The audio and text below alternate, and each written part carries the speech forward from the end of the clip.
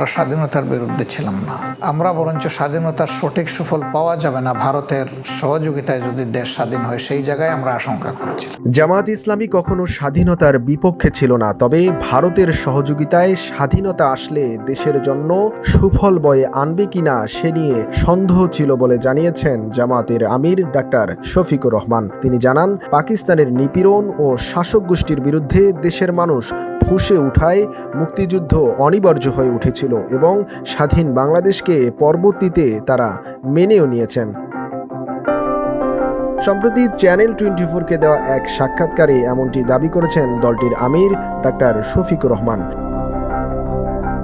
স্বাধীনতা পরবর্তী রাজনীতি কঠিন হলেও গত ১.৫ দশকে অনেকটা কোণঠাসা ছিল বাংলাদেশ জামাত ইসলামী। যুদ্ধ অপরাধের অভিযোগে দলটির শীর্ষ নেতাদের ফাঁসি দেয়া থেকে শুরু করে সবশেষে তাদের নিষিদ্ধ করা হয়। সব মিলিয়ে বেশ কায়দা করে রাজনীতির মাঠে টিকে থাকতে হয়েছে দলটির নেতাকর্মীদের।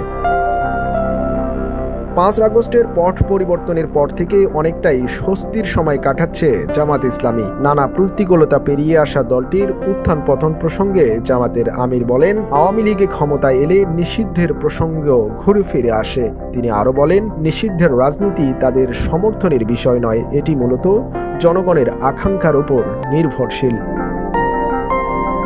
সম্প্রতি বিএনপি ও জামাত নেতাদের বক্তব্যে দল দুটির মধ্যে দূরত্বের বিষয়টি সামনে আসলেও তা মানতে নারাজ জামাতের আমির বলেন, যৌক্তিক সময়ের মধ্যে মৌলিক সংস্কার করা সব সংস্কার নয়। কিছু সংস্কার করবে অন্তর্বর্তীকালীন সরকার আর কিছু সংস্কার করবে নির্বাচিত সরকার।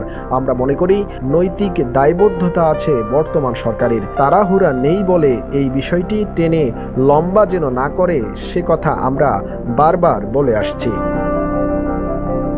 ১৯৭১ সালের স্বাধীনতা যুদ্ধের প্রসঙ্গ নিয়েও খোলামেলা কথা বলেন ডাক্তার শফিকুর রহমান। মুক্তিযুদ্ধে জামাতের ভূমিকার ভার জনগণের উপর ছেড়ে দিতে চান তিনি বলেন, আমরা স্বাধীনতার বিরুদ্ধে ছিলাম না, আমরা আশঙ্কা করেছিলাম ভারতের সহযোগিতায় যদি দেশ স্বাধীন হয় তাহলে স্বাধীনতার সুফল পাওয়া যাবে না। এরপরেও এটা সঠিক যে জামাত চেয়েছিল এক পাকিস্তান, কিন্তু পরবর্তীতে পাকিস্তানের শাসক গোষ্ঠী তাদের নিপীড়ন, নির্যাতন, খুন এবং বিভিন্ন ধরনের অপকর্মের কারণে সারা জাতি ফুঁসে উঠেছিল। মুক্তিযুদ্ধ অনিবার্য হয়ে উঠেছিল। সেই মুক্তিযুদ্ধ হয়েছে, দেশ স্বাধীন হয়েছে। এরপর স্বাধীন বাংলাদেশকে আমরা আমাদের কলিজা দিয়ে ভালোবেসে কবুল করে নিয়েছি। জামাতের আমির আরও বলেন, তখনকার সময়ে আমাদের চিন্তা বিজয়ী হয়নি, সেই সময়ে আমাদের চিন্তা পরাজিত হয়েছে, আমাদের সিদ্ধান্ত পরাজিত হয়েছে।